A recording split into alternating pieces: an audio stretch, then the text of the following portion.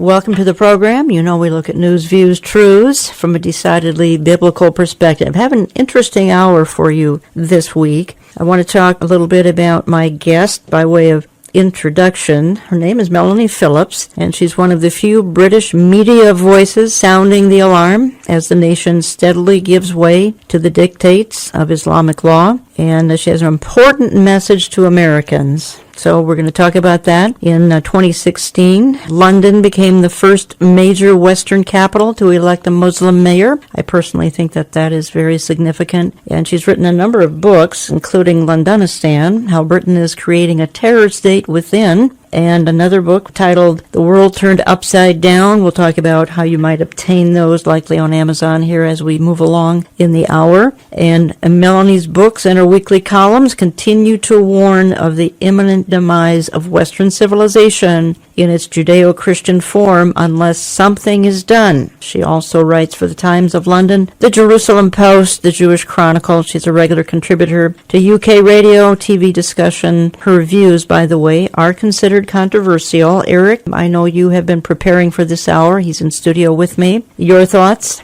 Well, as I watched the YouTubes, I found myself saying amen more times than not, stopping and re-listening, and she's got some interesting points, and the way she says them, I think, are so important. So I hope folks will listen up. This is going to be great. Melanie Phillips, welcome to America. Welcome to the studio. Thank you very much. Pleasure to be here. You are doing some speaking across country? I am. I have been traveling across the country. I started in California. I was then in Oklahoma, then in Des Moines, Iowa, and here, and I'm going on to New York and so on. And so it's been a very interesting tour. You're speaking to conservative groups, to mixed groups? A variety of groups. I'm speaking to some Jewish groups based in synagogues. I've been speaking to conservative groups as well, and some Christian groups. How are you received? Pretty well. One or two people have, made it clear that they don't agree with what I'm saying. That's absolutely fine. But by and large, I've been speaking to people who are broadly on side.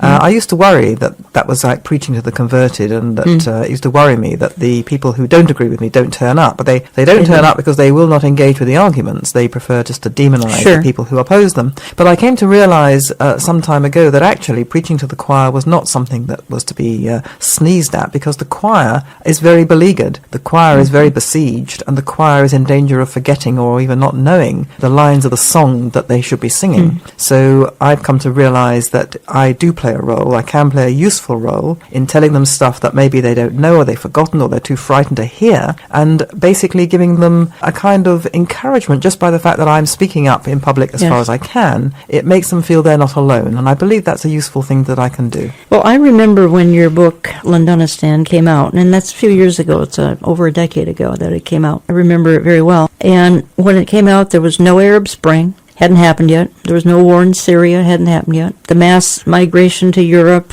that's of the last 3-4 years, hadn't happened yet. But you obviously had a significant Muslim population in London, because you were talking about back then when you wrote this book, an Islamic State before there was an Islamic State. Well, what was worrying me at the time, and this was in the wake of 9/11, obviously, when I think virtually all of us kind of woke up to the fact there was such a threat. What then became apparent to me over the following few years was that the British political and intellectual establishment was not only not dealing with this threat, but wasn't prepared even to identify it as the threat that it was, based in what I consider to be a form of religious fanaticism, a particular interpretation of Islam, which had taken hold in the Islamic world and was backed by the most powerful forces in the Islamic world, and which was setting out to Islamize the non-Islamic world, and to Islamize also, or to re-Islamize, the Islamic world that wasn't considered Islamic enough. And what concerned me was the way in which Britain was making itself a haven for the most extreme voices in this Way world. back then. Way back then. Yeah. Before all this immigration issue even began. I mean, the serious immigration crisis. Yes, well, Britain had an immigration of people mainly from Pakistan, Bangladesh, who were Muslim, and those people who came into Britain were fine. They were people who came for work. They came typically from poor villages in Pakistan and Bangladesh. They weren't particularly pious, they weren't particularly religious. They simply wanted a job and a peaceful life. What we didn't realize, what Britain didn't realize at the time, was that they brought with them religious institutions which had been radicalized in Pakistan and Bangladesh. They have been radicalized by the Saudi-based Wahhabi interpretation of Islam, which is the interpretation of Islam which is jihadi Islam. It's militant, it's aggressive, it believes in Islamizing the people who are not Islamic enough or not Islamic at all, and they're the people who cause us the most problems today. And they brought with them, the immigrants to Britain brought with them the institutions that have been radicalized by this Wahhabi version of Islam.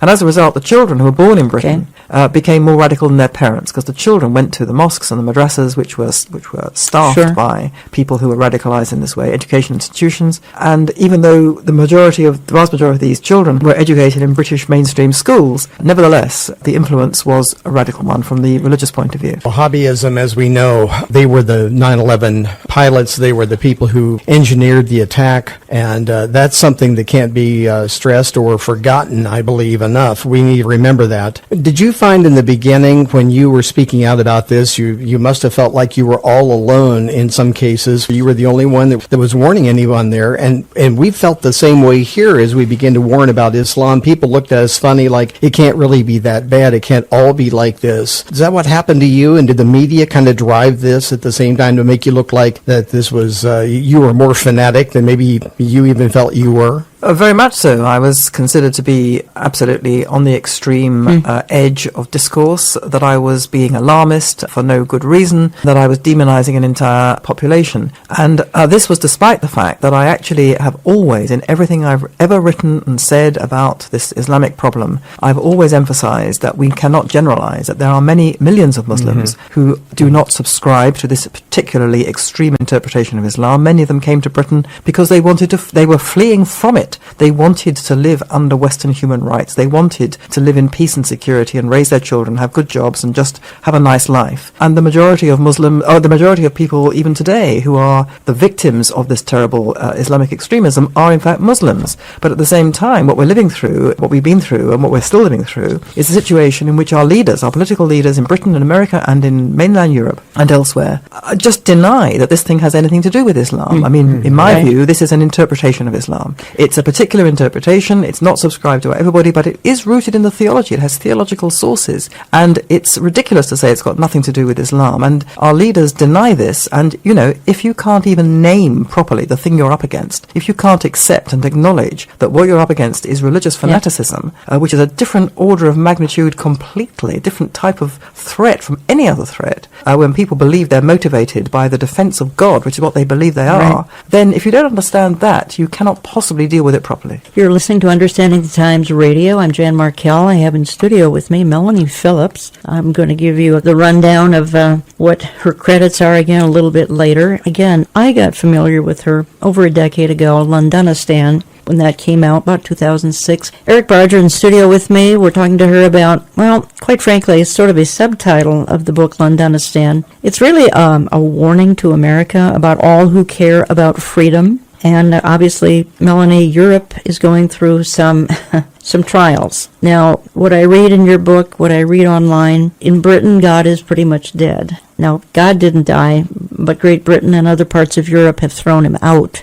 And they've replaced him with superstition, replaced him with government, replaced him with multiculturalism, replaced him with diversity. And I even read where some are, instead of God, they're turning to witchcraft, they're turning to psychic activity, they're turning to astrology. In other words, anything but God. Churches are being turned into mosques. I mean, this is a serious warning to the Western world, to our part of the world, United States and Canada. Serious warning. Well, I think you put your finger on it, and indeed I developed these precise themes in my subsequent book, which is published 4 years after Londonistan, called The World Turned Upside Down, The Global Battle Over God, Truth and Power. And what I say in that book is that two things have happened in the West which feed into each other. One is the systematic erosion of Western national identity and the Western values, which are based on the Hebrew Bible and Christianity. And they have been replaced by a whole lot of secular ideologies or isms, moral and cultural relativism, multiculturalism, and all kinds of other ideologies. These ideologies, if you drill them down, they all have a common core,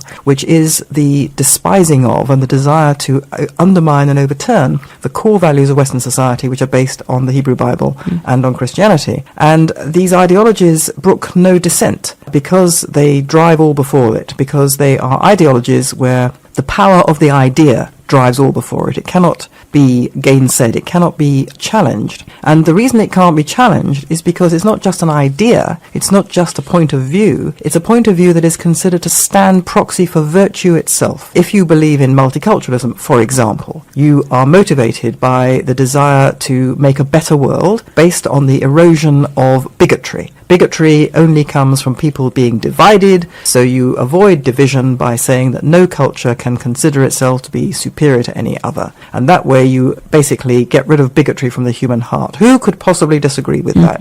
Well, I would disagree with that because I personally think the West's values, based on biblical morality, are better than anyone else's values. But if I say that under the doctrine of multiculturalism, I'm a bigot and a racist and a phobe and all the rest of it. So these ideologies can't be gainsaid. You cannot argue against them. And as a result, not only are they destructive of the basis of our Western society in and of themselves, but they bring about inexorably a situation where they stamp out dissent. They are innately totalitarian. They cannot brook any dissent. So, if people dissent from these ideologies, they can't be permitted to have an alternative point of view. They have to be basically run out of the public square altogether. So in order to do that, anybody who stands up against moral relativism or multiculturalism or whatever it is, they have labels put round their neck. Phobe, bigot, xenophobe, racist, white supremacist, fascist, Nazi, all of those labels. Those labels act as a kind of warning to everybody else. Don't go there. Don't listen to this person because this person is a really bad person, and if, heaven forbid, this person's view should ever gain traction, then the world will become a terrible place. You can learn a lot more, folks, at Melanie's website, melaniephillips.com, melaniephillips.com. Again, she writes for the Times of London, the Jerusalem Post, the Jewish Chronicle. She lives in the UK, Great Britain. And Melanie, the thing I'm observing from a distance, obviously, is Europe kind of committing suicide. And I do want to ask you about Emmanuel Macron a little bit later. But I want to play a short soundbite and get your take on it, because the soundbite talks about, and we're still dealing with this Islam situation, with the demographics involved with Islam.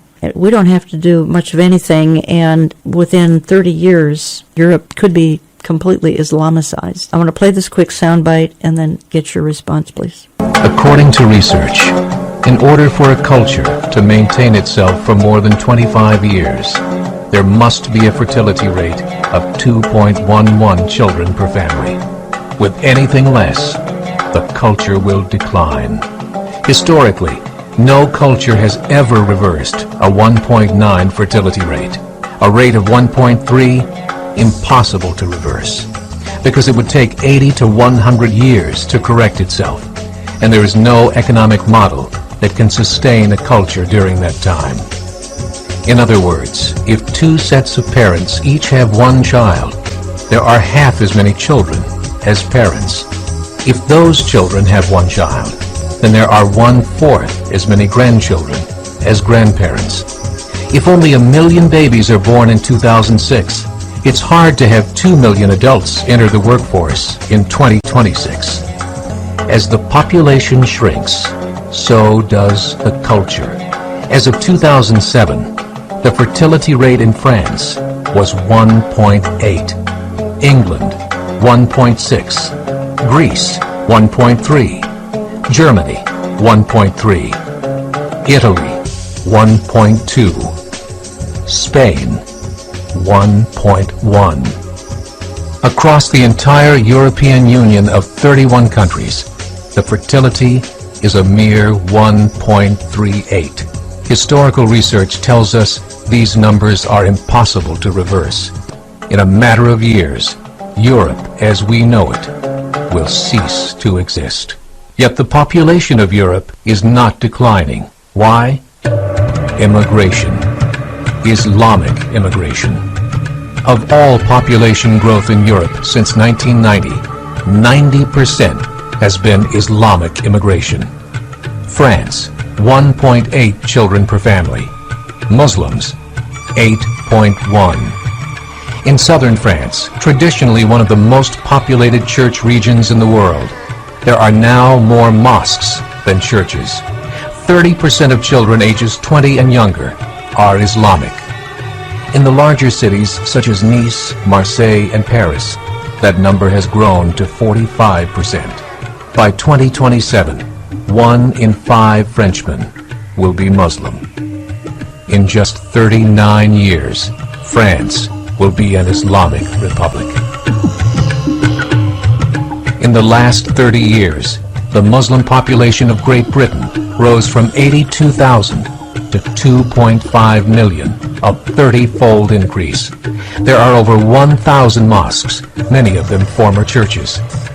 In the Netherlands, 50% of all newborns are Muslim, and in only 15 years, half of the population of the Netherlands will be Muslim. Melanie Phillips, your comment to that? The basic facts are correct. The populations in Europe are not reaching replacement rate. So the indigenous population is effectively dying out, and Muslims are having babies in much larger number. So if nothing else changes, that prognosis is correct. But there is a factor here which I think is being overlooked, and where I think I have actually a ray of hope as a result of recent events. It's quite correct to say that if the demography is against you, if you're not replacing your own culture, then that society will die out. Demography drives culture. But culture also drives demography. And the question is why all these countries have stopped replacing themselves. And you could argue that it's to do with the role of women changing, increased selfishness, a society which is much more secular and consumerist, so it doesn't have an investment in the future in the same way. All these things are correct, but basically I think what it amounts to is a complete loss of hope in the society itself. And that loss of hope is due to a demoralization in the West, partly because of the way in which it's been eroding its own values and culture over so many years. But that itself was caused by a demoralization. I think, and this is a big subject and I have no time to really explore it properly with you today, but I think that a tremendous marker, a tremendous watershed was the Second World War and the fascism that developed in Europe and led to the Holocaust. And I think that led to a real demoralization in every sense of the European mind, that they believed that they were no longer worthy, basically, of existing as a culture. Now, the reason I have a ray of hope is that we see a great tide of protest now developing in Britain and in Europe. In Britain voted to come out of the European Union. Right. In Europe, we see all sorts of convulsions in terms of politics. And basically, these convulsions are driven by two things, and they're related. One is the desire for the Western nation to reassert itself as a democratic, self-governing entity. And the European Union prevents that, very explicitly prevents that. And the second thing is the related inability of the countries of Europe to control their immigration policies as their own policies. Because the European Union's core belief is that it's basically one big country, and therefore people should be able to cross borders at will. And so you cannot control your immigration policy in France as a French person. Now, with the rise of this great populist movement, as it's called, for national identity, has the capacity to bring back the Western nation. If Britain leaves the European Union, Britain will become again a self-governing nation. That, in my view, is an essential first step to regaining a sense of purpose and identity as a nation, and that is the essential first step to a nation recovering a sense of its own hopefulness in its own future, and that could play into a demographic shift for the better. When I get back, I do want to talk to you a little bit about, again, your book is a warning to America, to the West, even Canada. It's a warning. I want to bring it a little bit more to this country in my next couple of segments, talking to Melanie Phillips. I'm coming back in just a couple of minutes. Don't go away.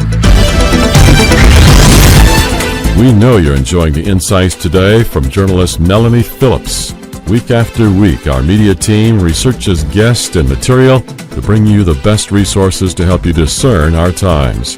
You can order an audio recording of today's program or any program you hear on Understanding the Times Radio when you phone 763-559-4444. We want you to know we take listener feedback very seriously. We're so thankful when you write with your comments. How are we doing? We value your opinion. Send us your comments or questions.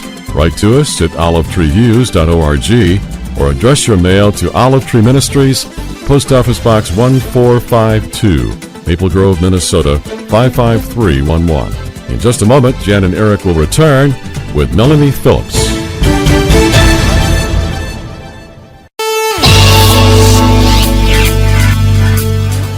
We are finalizing our 21st Understanding the Times Conference for October 7 at Grace Church in Eden Prairie, Minnesota, just outside of Minneapolis.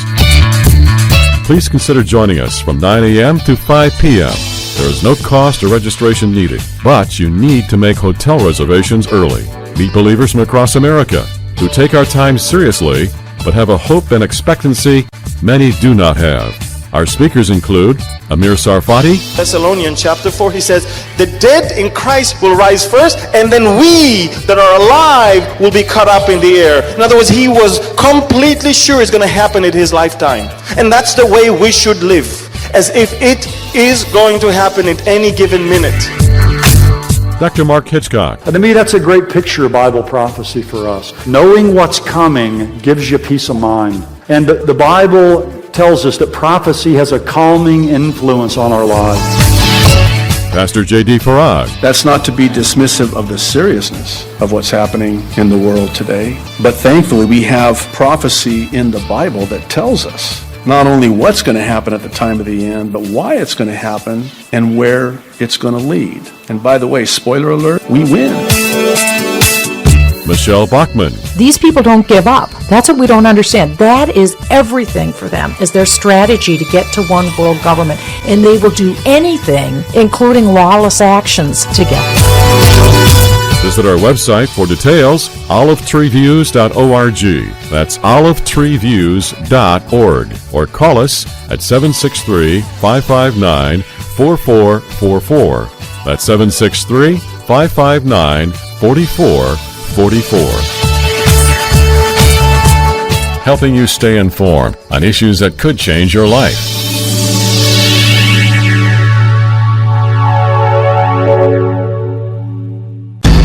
So when you get Islamist violence, when you get a Fort Hood, when you get a Boston massacre, when you get recruitment of young Muslim men born in Britain, the recruitment of those young men to Islamic radicalism, multicultural society stands back and says, we can't say anything about this because it would be racist, it would be Islamophobic, it would be prejudiced because we're multiculturalists. Well, this to me is Western society's suicide note to itself. It's Western society saying we cannot uphold freedom, peace, liberty, equality, decency. Are we really saying that? Of course not. Of course not. So we've got ourselves into this terrible muddle.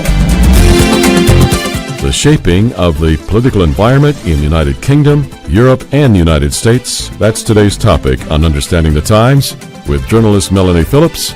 Once again, Jan Markell. On ISIS, nobody, if I decide to run and win, nobody would be tougher than Donald Trump. Nobody. I would hit them so hard and so fast that they wouldn't know what happened. I would find a general. Remember the old days of General MacArthur and General Patton and these great generals. Now, we must have somebody in there. But I laugh as I say, and it's laugh through tears, as you say, look, they're announcing when they're going to attack the other side. How often do you see that? In 2 weeks from now, we're sending soldiers over here, we're going to attack this. General MacArthur is spinning in his grave when he sees what we do. So you got to hit him hard, you got to hit him firm, and you can't play games. You got to go hard and fast and firm. And welcome back. You're listening to Understanding the Times Radio, and I'm happy to have in studio Melanie Phillips, author of the book, which I was familiar with a decade ago, Londonistan, also author of the book, The World Turned Upside Down. And Melanie actually was an ardent leftist, and then she said she was mugged by reality and has become a conservative, and she's on a kind of a cross-country speaking tour, and I'm blessed and privileged to have her in the Twin Cities area. And Melanie, by the way, and as Eric knows, Minnesota is Minnesotistan. This is Little Mogadishu. We have issues here. I have a national audience, but I often refer to the fact that my home base being the Twin Cities. We've got Islamic issues here. It's kind of jihad central. I don't know if you're aware of that. I have been made more aware of it. I was a little aware of it, but I have been made much more aware of it in the last few days when I've been here. France recently had an election. They have a new president. There are some in the evangelical community who are looking at him almost as an apocalyptic figure, and I don't say that to be sensational at all. It's just he's a very intriguing figure. You said they perceive him as a centrist. He's not. He's a leftist. Where do you think he could take Europe? Obviously France. We could start with that, but where do you think? France not going to leave the EU. obviously. Well, he's called a centrist. He's not a centrist in my book. Right. To me, he's a fanatical Europhile. He's somebody who believes that all the answers to all the problems that beleaguer France, in particular Islamization, violent militant Islam, which is causing great violence of the French population on a regular basis, and the allied loss of French national self-government through the fact that it's principal country in the European Union. These two things are linked. France can't control its own immigration policy because it's part of the EU. He thinks that the answer to all these questions and more is more and better and deeper EU. He thinks that the greater loss of the French ability to govern itself is a solution to all these problems. Emmanuel Macron seems to me not a centrist. He stands for the view of the world which is globalist, which is internationalist, which denigrates the nation state, which denigrates the West, which denigrates French culture as a particular culture, and all the rest of it. And this view of the world, which is basically the leftist, progressive, liberal view of the world, whatever you like to call it, is the view of the world which I think basically voters in mainland Europe, in Britain and in America have voted against in great number. The precise reasons for their voting are all very different, clearly. Nevertheless, they're basically in revolt against an establishment view which rides roughshod over the desire of ordinary decent people to live in a country that they recognise as their own culture and to govern it themselves through their own democratically elected parliament which they can throw out. Now, Macron stands for the opposite of that, and the revolt against that view which almost brought to power Marine Le Pen. Marine Le Pen, who runs the Front National, the National Front, a party which under her father, who was very explicitly anti-Semitic and a neo-fascist type, she has tried to distance herself and her party from him, I think not entirely, but basically that party was a fringe party which nobody took seriously until very recently. And the reason why Marine Le Pen nearly became president of France, she lost to Emmanuel Macron in the runoff, the final runoff just recently, the reason why she was brought almost to power was because of the very things that Emmanuel Macron, in my view, stands for. So the idea that he's going to solve these problems is false, in my view. In the next 5 years, whatever it is, until the next French presidential election, I think we're going to find the pressures that brought Marine Le Pen to the final runoff in that election are going to increase exponentially. Macron, as a fanatical Europhile, is also deeply hostile to Britain's decision to leave the European Union. He has basically said, I'm going to make it as difficult as possible and I'm going to punish them. This man, is an enemy of democracy. The British people have a right to say that they wish to govern themselves. He doesn't understand that. He doesn't understand what democratic self-government is, quite obviously. So I think he's a potential menace. Quite frankly, not a centrist at all. We have the same kind of fanatical going on here in our streets.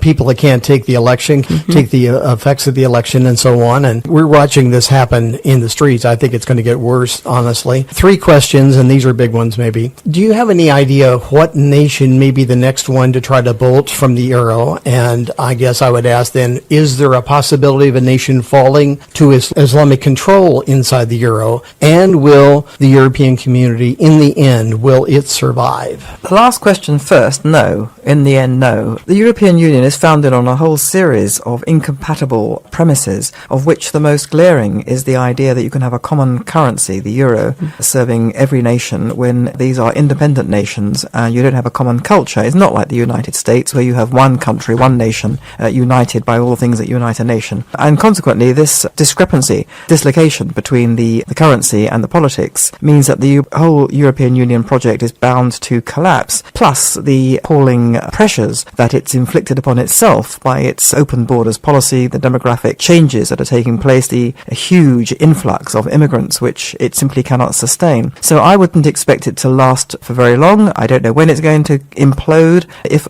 a major country were to leave, in addition to Britain, I think it would be its death knell if France were to leave, which there's no prospect of it now doing so under this new president, Emmanuel Macron, but it could do so if, for example, Marine Le Pen came to power at the next French presidential election. That would collapse the European Union completely. As far as which nation might be the next to bolt the European Union or the euro, and which might be one that becomes basically a Muslim country, I really can't tell you that. I just can't predict this kind of thing. If you'd like to learn more, visit Melanie's website, melaniephillips.com. You can find her books at amazon.com. And Melanie, I played a little teaser a couple minutes ago, and that was a soundbite of Donald Trump saying that he would be tough on ISIS. And ISIS has certainly changed the face of the Middle East, a couple of nations over there. It's actually changed the face of Europe. Because that's why a lot of those refugees, some of them anyway, are fleeing, some are coming to America. Do you feel that ISIS could be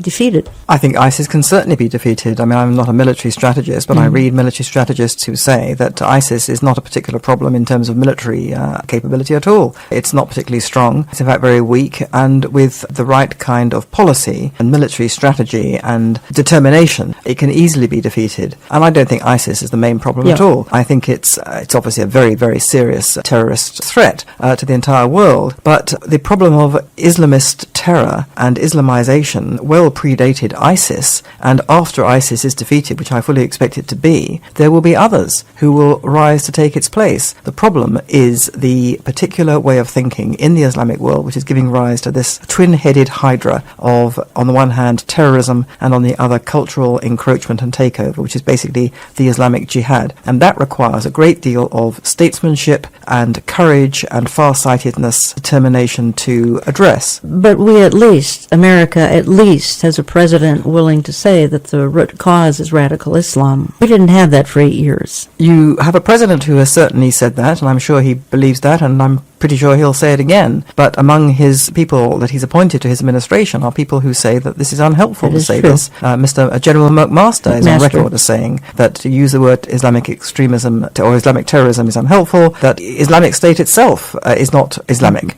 This is ridiculous. This is ludicrous. And this is part of the mindset that denies that Islamic fanatical Islam is what it is. And if you deny something, you can't defeat it. And, you know, it's a tall order to defeat this thing from inside a country. It's already made such inroads into the fabric of American society the way that it has. Indeed. As a matter of fact, let me just read something here. And I said moments ago, I live in Minnesotistan. It's also called Little Mogadishu, as you acknowledged. You've become more aware of that since you've been in the state here. And I think this is coming to a neighborhood of a lot of listeners. In this part of the country, at least in Minnesota, 165 Islamic centers, societies, mosques, prayer spaces, Minnesota, stretching from south to north. This number includes 21 Muslim student associations on Minnesota college campuses, 11 Muslim student associations in various high schools. The number does not include extensive Islamic parallel society, Islamic schools, clinics, media, daycare doesn't count. Under the noses of Minnesota leaders and law enforcement, Minnesota has also become the hub for promotion, recruitment, and financing of Islamic terror. In fact, we have been known as the jihadi pipeline for about the last 10 years. Now, I think that's coming to a neighborhood all over the country. Would I be right there?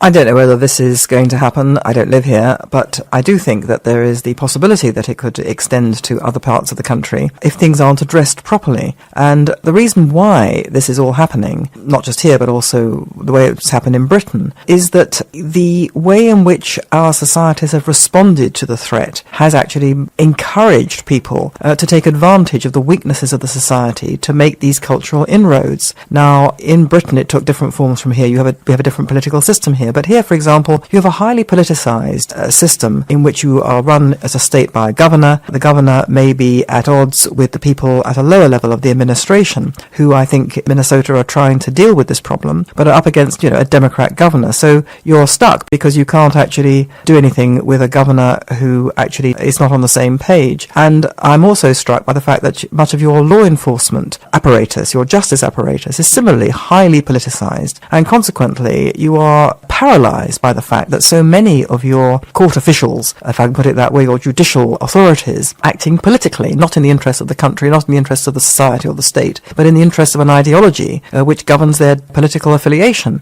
Now, that is a very difficult thing, obviously, to deal with. It can be only dealt with in a democratic way. But basically, it requires, the federal government, it requires the president, it requires Congress to draw some lines in the sand here. First of all, the law must be upheld. And it must be one law for all. It must be the law of the land is the law. Yeah. Without that, a liberal democratic society cannot exist as a society. You cannot have parallel laws. And that fact must be upheld. And that means, I think, that a society that, like Britain, like America, should basically say this. It should say to Muslims, look, as Muslims, you're welcome here. You're welcome to form your communities of faith. You're welcome to worship in your mosques. You're welcome to form neighborhoods where you are associated with like-minded people in your communities of faith and your culture. That's fine. But you have to do so on the same basis as everybody else. Every minority, every immigrant, everyone knows that they are in this country on the same basis as each other, which is that we all observe one law for all, and consequently we cannot have a parallel jurisdiction. Now the problem with Sharia law, Islamic religious law, is that unlike any other community of faith, this is a religious doctrine which requires a set of religious laws to be imposed which do not recognize any superior secular authority,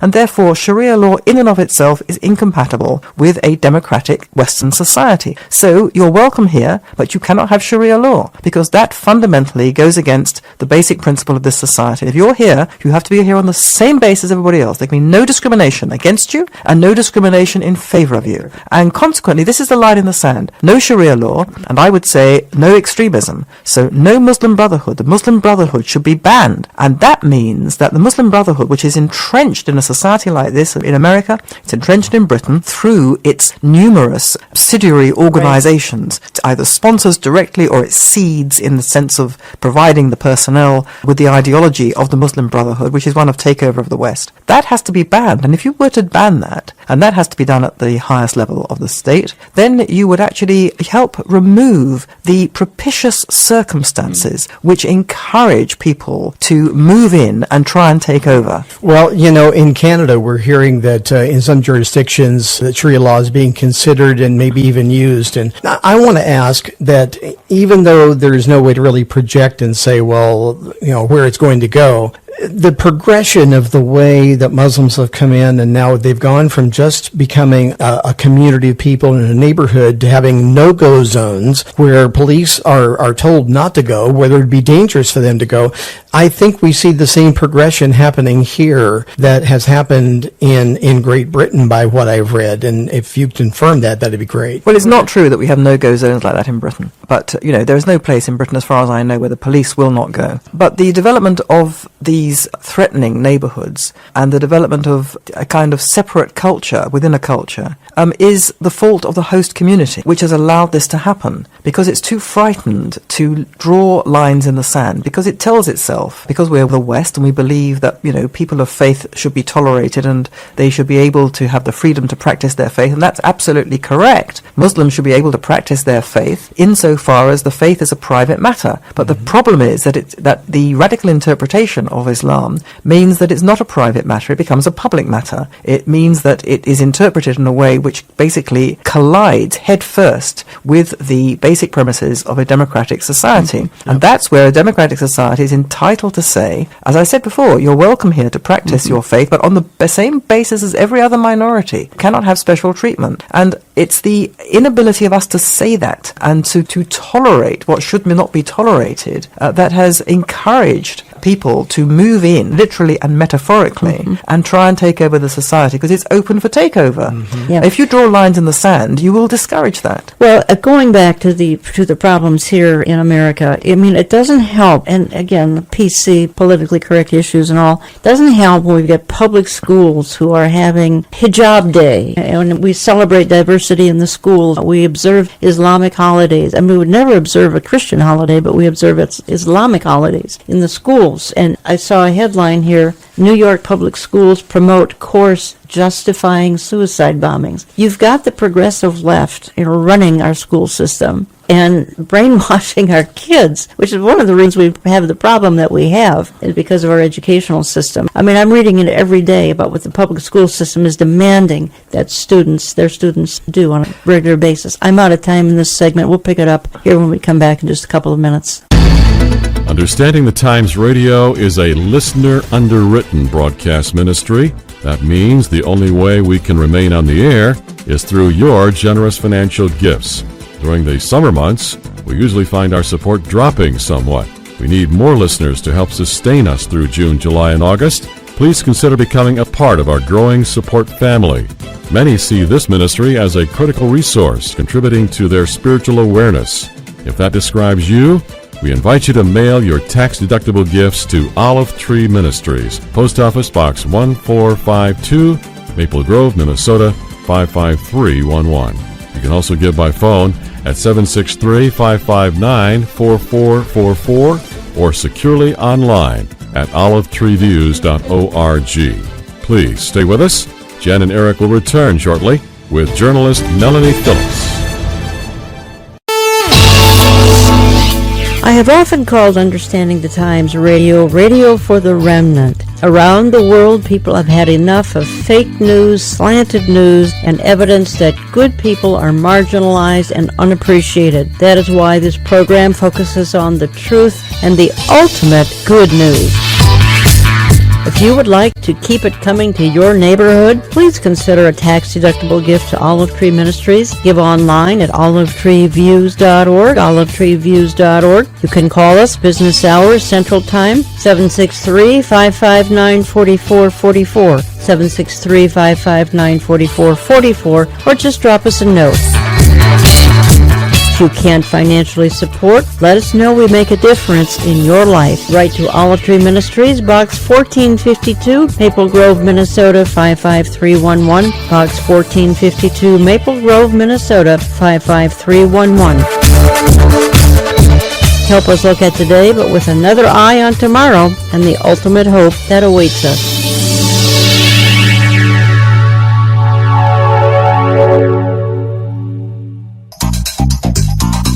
Folks, this ministry has written a little end time study guide. Are we living in the last days? For your neighborhood group in your church interested in these topics, you can cover it in 12 weeks. It's got built-in questions in the study guide. Check it out in my store, olivetreeviews.org. It's in all of my newsletters, print and e-newsletters, or give my office a call. It's $9 for one copy. You can get 10 copies for $60, and those who have an interest in this topic, you can just have a 12-week study, and it's not detailed, it's not complicated. This is Jan Markell.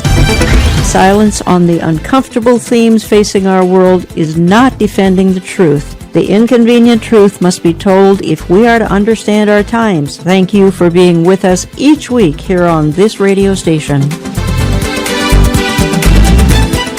Now, let's wrap up today's discussion with Melanie Phillips as Understanding the Times continues. Here again, Jan Markell. And welcome back, and let me just quickly make a brief announcement, a couple of things I want to say. And you always access this program on my website Saturday morning, olivetreeviews.org, olivetreeviews.org. And let me just quickly say that I will be teaching a Sunday evening Bible prophecy class, June, July, and August, 6:30 to 8 p.m. We're renting the facilities of Kehilat Sar Shalom Messianic Congregation in St. Louis Park on Rhode Island. That's the former Twin City Fellowship Church, the former Twin City Fellowship. Everyone welcome, no cost, no registration. Sunday evening, June, July, August. My national audience, thank you for allowing me to make a local announcement. But we are prophecy deprived here in the Twin Cities area, so it's something I try to do in the summers. It'll be Sunday evening, Kehilat Sar Shalom, St. Louis Park. Eric, you had a comment during the break, and I wanted you to be able to get that in. Our politically correct society has caused us really to bend over backwards not to offend a religion whose printed book, the Quran, tells them not to assimilate. And yet we're trusting somehow that we're going to convince them by our goodness to assimilate, to be a Quranic Muslim. You can't assimilate, and that to me has been one of the craziest things along the way, where you have judges trying to reform terrorists and all those kind of things. This is not part of the thinking of Islam, I'm afraid to say. So pleased to have in studio Melanie Phillips, again author of the books Londonistan and The World Turned Upside Down. I believe you have another one called Guardian Angel. You'd have to find them on Amazon.com. Don't call here, we don't have them. Amazon.com. Learn more at MelaniePhillips.com. I gave a tease a few minutes ago, Melanie, about wanting to talk to you about Donald Trump, about Israel. We have all new Israel-U.S. relations. We have a president, in spite of some of his shortcomings, who has a heart for Israel, and I think you would agree to that. Very much so. I think he has a genuine affection for Israel, a genuine desire to protect it. He is certainly a welcome change from what's been the case in the last 8 years under President Obama, who I believe had an animosity, deep animosity against Israel Israel and endangered it. And we see that President Trump has already done some things which help Israel. He has indicated to Iran that he is not happy with the Iran deal, which I think endangers the entire world. Quite how he will deal with this problem of the terrible Iran deal remains to be seen, but at least he has laid it down that he is unhappy with that state of affairs and he wishes to rein back the increasing power of Iran. He has also put a wonderful person into the United Nations, Ambassador Nikki Haley, who for the first time in my lifetime is somebody who is standing up in the United Nations and telling them that their irrational and really quite deranged animosity towards the state of Israel is completely unacceptable. Again, we have to see the United States putting its money where its mouth is. I would like to see it withdrawing money from the United Nations as a result of its ridiculous and dangerous attitude towards Israel. But that's a tremendous advance. Now, in terms of Israel and the Palestinians, there's a lot of confusion and concern among certain people in Israel itself and among people who support Israel that President Trump has been too friendly to the Palestinians, given that the Palestinians, in my view and in the view of many, have a non-negotiable agenda, one of basically wishing to destroy the state of Israel as a Jewish homeland. So why is President Trump making nice with them? Well, we don't yet know. It's possible that he is going down the same peace process rabbit hole that has entrapped successive administrations, but it's also possible that he's giving the Palestinians rope with which to hang their own cause. He invited Mahmoud Abbas to the White House. It was all very friendly and very loving and very nice, but he set the Palestinians a high bar for them, a very high bar for them, which is basically they've got to stop teaching their children to hate and to murder Jews. They've got to stop paying the terrorists' families salaries for blowing up and murdering Jews. And this is a high bar for them because basically he's saying, we expect you to be a civilized people. We expect you to actually want to live alongside the state of Israel, not destroy it. Can you show us that that is the case? And so far the Palestinians have said, you must be kidding. You mad? We're not going to do this. So now the question will be, given that Mr. Trump, the President Trump, by his own lights, wishes to preside over a deal. He wishes to bring about the deal of deals and bring about peace between Israel and the Arabs. Okay, is he going to understand that on this particular issue, there can be no deal? You can make no deal with the unspeakable agenda. You cannot negotiate with the non-negotiable. If you try and make a deal with an agenda which is unconscionable, then you end up being the handmaid to evil. And I don't think he's going to do that. So the question is, what's he going to do when it becomes quite clear the Palestinians are not going to meet his requirements? What's he going to do? I think I know what he should do. I don't know what he's going to do. Tell us what he should do. What he should do is say, you know what? I'm the deal maker. And as the deal maker, I know what makes a deal. And I have said in The Art of the Deal that sometimes a deal is not possible. And I'm telling you, as the deal maker in chief of the world, this is an issue where a deal isn't possible for this reason, that you cannot make a deal with people whose basic premise, whose basic proposition is one that no civilized person should accept at all, and that is the destruction of the state of Israel. And so, therefore, given that you, the Palestinians, are still set on this appalling aim, there will be no deal from me, no negotiation at all. You will get nothing from America. You will get no money. You will get no diplomatic recognition. We will no longer regard you as statesmen in waiting. You are not. You are terrorist supporters and people who wish to exterminate another people. As such, you'll be treated as political and diplomatic pariahs. When and if you change that agenda, we're open for discussion, for a deal, for a negotiation. But insofar as you have an agenda which no civilized person can tolerate, then you are out of here. That's what he should be saying. He should be changing the entire narrative. Until now, well-meaning administrations have said this is a fight over land, over the division of land between two peoples with a claim to the same piece of land.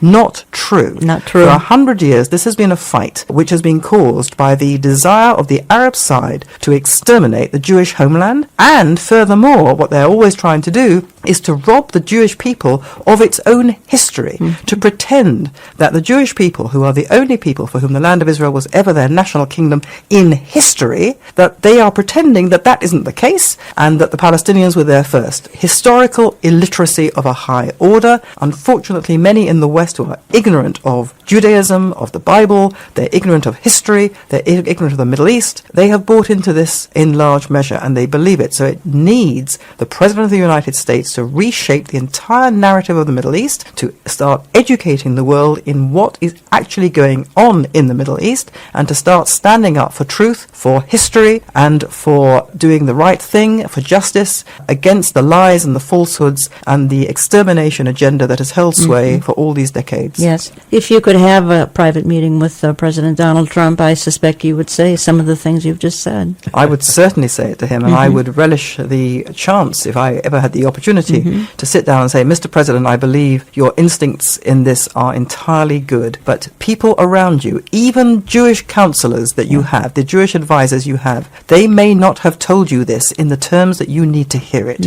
and I will. And you have stated that you were mugged by reality. You were a liberal. You became much more conservative. You address Jewish groups all the time. And how do they receive some of what you're saying, which may not be in keeping with the traditional Jewish, more liberal opinion? Well, there's tremendous pushback against the views that I have in the Jewish world, particularly in America, where 75% of the identifying Jewish community votes Democrat. And that's a whole different story. That's another story, quite why they are wedded to this, but they're basically wedded to it, I think, because they have secularized Jewish religious ethics and have departed, therefore. Do they even care about Israel? The number who care is diminishing as their attachment to the religious ethics of Judaism is becoming more attenuated. So in direct proportion to that, their attachment to the State of Israel is becoming weaker, and their children are being turned by the prevailing liberal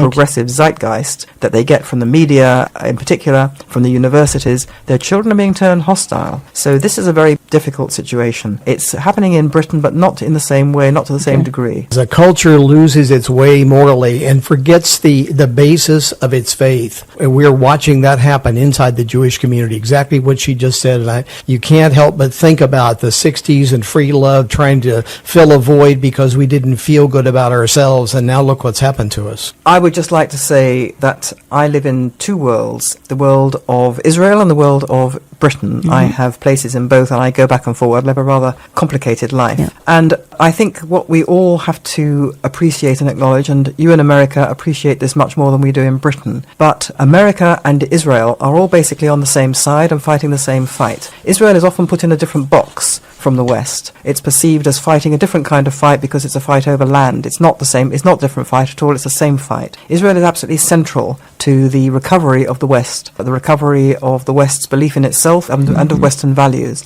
because at the heart of the decline of Western values is the assault on the precepts of the Hebrew Bible. You know, a secular society that departs from those precepts turns on itself. And the way in which we see so many in the progressive circles in the West demonizing and delegitimizing Israel to try and destroy it, but there's also a tremendous outburst of anti-Semitism going on in Britain and in Europe. These things are all connected. And until and unless the West actually realizes that Israel is not simply crucial in a military and intelligence way for the defense of the West, being forward arm, as it were, the forward salient of the West in the Middle East, and absolutely crucial militarily to the West from that point of view. But Israel also represents and embodies in itself the core values that the West needs for itself to survive. And so we're all in this together. MelaniePhillips.com. Get a lot more information there. The two books I would recommend, Londonistan, The World Turned Upside Down. Find them at Amazon.com. Not here, Amazon.com. Londonistan, The World Turned Upside Down. Those are two distinct books. And let me just thank you for stopping by the studio. I know you've got a travel schedule, and I'm honored to have you here. Appreciate so much what you do, what you stand for, and what you write particularly. It's entirely my pleasure. Thank you so much for having me. You know, the Bible calls the last days perilous times. The passage in 2 Timothy 3 says that these days would grow more and more godless. We see secular humanism, atheism rising around the world.